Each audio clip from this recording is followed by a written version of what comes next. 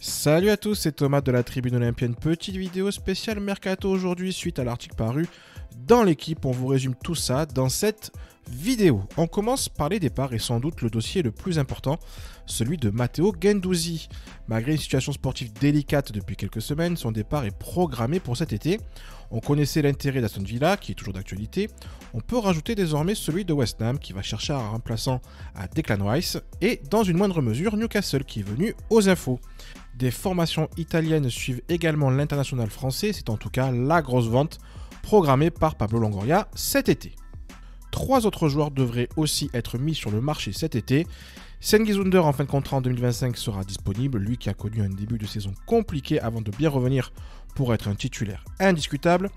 Leonardo Balerdi en fin de contrat en 2026 devrait lui aussi être sur le départ. On se rappelle notamment que l'Ajax d'Amsterdam était très chaud sur le défenseur argentin. Et pour finir, Pape Gueye en fin de contrat en 2024 et actuellement prêté au FC Séville ne sera pas retenu.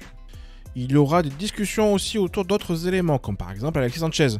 Le Chilien ne serait pas contre rester en cas de qualification en Ligue des Champions, mais celui-ci veut sans doute renégocier à la hausse l'option de prolongation de contrat d'1 an, négociée lors de son arrivée. Toutefois, les dirigeants olympiens n'iront pas dans une surenchère financière avec Sanchez. Le dossier Jonathan Klaus est lui différent, acheté cet été. Il a une première saison complexe après d'excellents débuts. Le Français est depuis de très longues semaines dans le dur. L'Atlético Madrid était intéressé l'hiver dernier pour un prêt avec option d'achat de 12 millions d'euros. Le joueur comme l'OM serait enclin à discuter si une offre aux alentours des 10 millions d'euros arrive cet été. Enfin, Sead Kolasinac a reçu une offre de prolongation de 2 saisons courant février. Les discussions fructueuses au départ bloquent cependant aujourd'hui sur l'aspect salarial. Concernant les joueurs actuellement en prêt au club, leur avenir semble bouché. Eric Bailly ne sera pas recruté et repartira du côté de Manchester United alors que le joueur était intéressé à l'idée de rester à l'OM. Nuno Tavares, lui, ne devrait pas faire une seconde saison à l'OM. Son comportement et ses performances ont lassé les dirigeants olympiens. Ruben Blanco lui retournera du côté du Celta Vigo et l'OM devra donc chercher un autre gardien. Le seul qui aujourd'hui a une chance de rester olympien la saison prochaine, c'est Issa Kaboré, mais ça ne demande pas aux conditions financières négociées lors de son prêt avec une option d'achat à 20 millions d'euros. L'OM sait que ce tarif ne correspond pas au marché et un autre prêt ou un transfert raisonnable pourrait débloquer la situation. Pour ce qui est des indésirables prêtés, seul Arkadiusz Milik devrait signer définitivement du côté de la Juventus. Le club italien devra payer l'option d'achat fixée à 7 millions d'euros. Le cas d'Isaac Touré est différent, lui qui a été prêté à Auxerre pour avoir du temps de jeu. Son prêt est plus que positif et le jeune français sera dans la rotation des défenseurs la saison prochaine.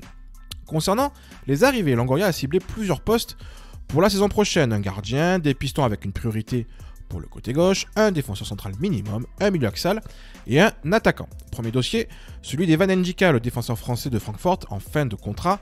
Cet été, Longoria l'a approché, mais ses demandes de salaire et de primes à la signature sont trop élevées actuellement pour les finances olympiennes. Même constat pour le milieu du FC Porto, Mateusz Uribe, lui aussi en fin de contrat. Pour le poste d'attaquant et malgré l'arrivée l'hiver dernier de Vitinha, la révélation anglaise Folarin Balogun est bien suivie par l'OM, tout comme Sekou Mara, le jeune français actuellement à Southampton. L'OM veut miser sur un de ces deux dossiers, mais pas à n'importe quel prix. L'OM cherche aussi des profils moins onéreux, comme celui de Moïse Saïdion, l'attaquant d'Annecy prêté par Strasbourg. L'OM regarde aussi du côté du FC Nantes. Ludovic Blas est suivi de longue date par Pablo Longoria, et l'OM pourrait passer à l'action cet été, ainsi que pour Alban Lafont. Longoria pourrait réfléchir au départ de Paul Lopez si la venue d'Alban Lafont est réalisable. En tout cas, l'enveloppe, que ce soit en transfert comme en rémunération, dépendra fortement d'une qualification directe en Ligue des Champions. Voilà, c'est tout pour aujourd'hui. Si vous avez aimé cette vidéo, explosez les pouces bleus afin de nous permettre de gagner en visibilité et indiquez-nous en commentaire quelle serait votre recrue idéale. Je vous dis à bientôt pour une prochaine vidéo. Bonne fin de semaine à tout le monde et surtout, allez l'OM!